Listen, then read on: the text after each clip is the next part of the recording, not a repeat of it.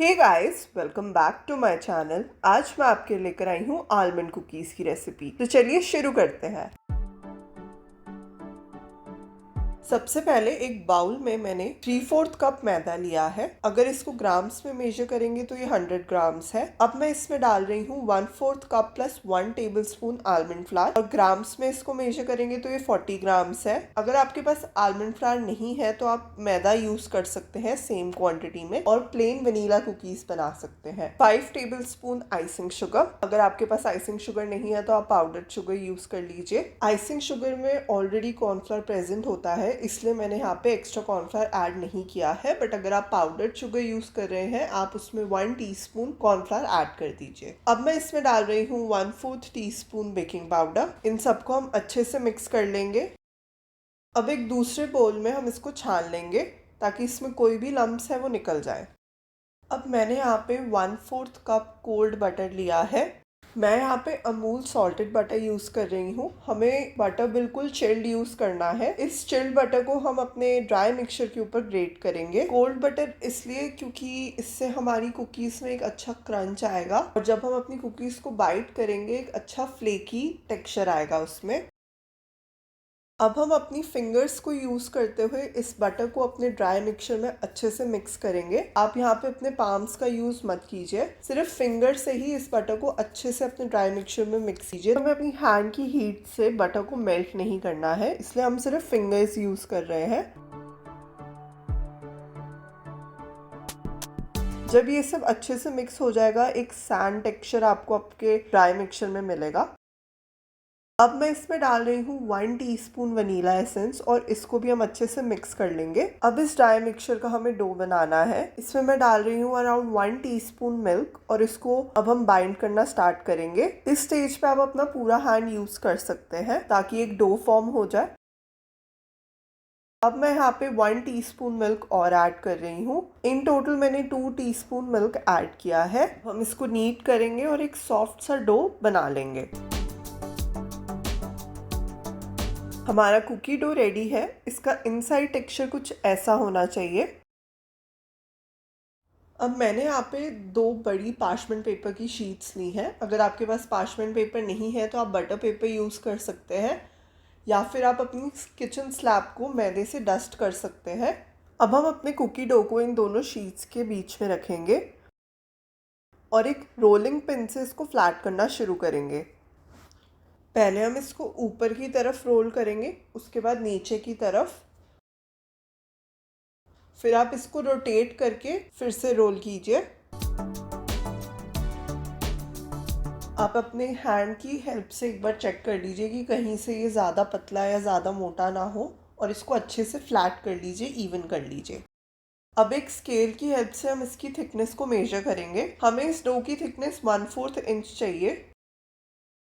ये dough 1/4 inch thick है। अगर आपका डो 1/4 इंच थिक नहीं है या उससे कम है तो आप इसको वापस बॉल बना के फिर से रोल आउट कर लीजिए। अगर ये 1/4 इंच से ज़्यादा है तो आप इसको और रोलिंग पिन से फ्लैट कर लीजिए। अब हम कुकी कटर की हेल्प से इसको कट करेंगे। मैंने यहाँ पे एक सर्कल शेप कुकी कटर लिया है। अब कुकी कटर की हेल्प से मैं इसके ऊपर शेप्स बनाऊंगी। अगर आपके पास कुकी कटर नहीं है तो आप कोई भी ग्लास या बाउल यूज कर सकते हैं जिसके एजेस शार्प हों। एक नाइफ से हम इसके नीचे का पार्ट रिलीज करेंगे और सारी कुकीज को निकाल लेंगे। और ये जितना डो बचा है हम इसको वापस एक बॉल बना के रोल आउट करेंगे और फिर से फ्लैट करके इसमें सब शेप्स कट कर लेंगे। इस रेसिपी से आपको 2 इंच की 25 कुकीज मिल जाएंगी। हमने यहाँ पे आलमंड फ्लावर यूज किया है, इसलिए आपकी कुकीज थोड़ी चूई होंगी, बट अगर आप सिर्फ मैदे से कुकीज बनाते हैं तो ये कुकीज क्रंची होंगी।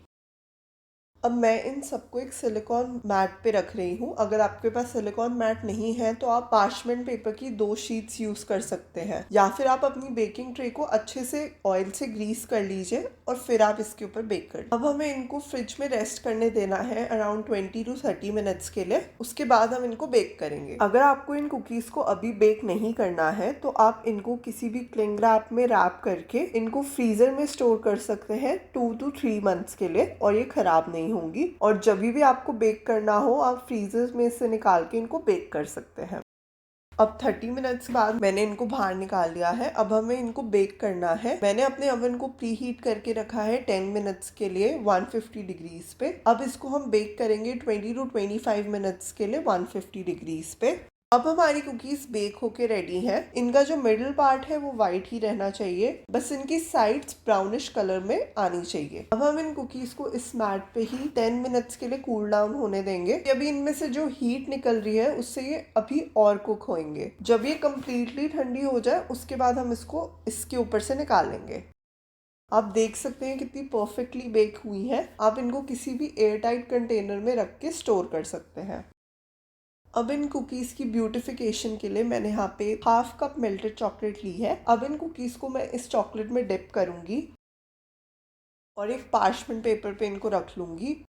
अब मैं इसके ऊपर डाल रही हूँ क्रश्ड आलमंड्स। ऐसे ही हम बाकी की कुकीज़ पे भी चॉकलेट कोटिंग कर लेंगे। अगर आप चाहें तो ये स्टेप स्किप कर सकते हैं। हमें यहाँ पे जो चॉकलेट यूज करनी है वो रूम टेम्परेचर पे होनी चाहिए। अगर आपकी चॉकलेट जो है वो रूम टेम्परेचर पे होगी तो वो अच्छे से सेट होगी आपकी कुकी पे, और जब आप इसको खाने लगेंगे तो आपके हाथ में मेल्ट नहीं होगी। तो मेक श्योर आप इसको डिप करने से पहले चॉकलेट को रूम टेम्परेचर पे ले आए। और हमने जो चॉकलेट कोटिंग की है, अगर ये आपकी सेट नहीं हो रही है तो आप इसको 10 मिनट्स के लिए फ्रिज में रख दीजिए, तो ये सेट हो जाएगी। आप इन कुकीज को 2 वीक्स के लिए किसी भी एयर टाइट बॉक्स में स्टोर करके रख सकते हैं। अब आपकी कुकीज सर्व होने के लिए रेडी है।